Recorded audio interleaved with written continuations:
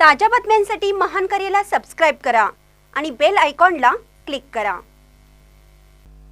कागल येथील संत रोहिदास विद्या मंदिर परिसरात अनुचित प्रकार, पालकांच्या सह परिसरातील नागरिकांच्यात नाराजी।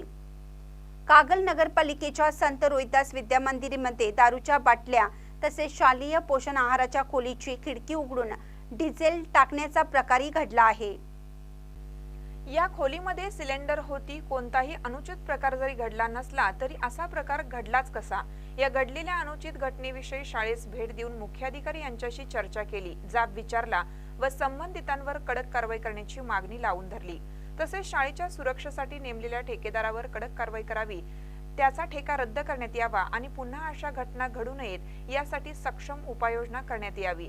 या मागणीचं निवेदन आज नगरपालिकेचे मुख्य अधिकारी तथा प्रशासक यांना स्वाभिमानी शेतकरी संघटना व पक्षाच्या वतीने दिलं।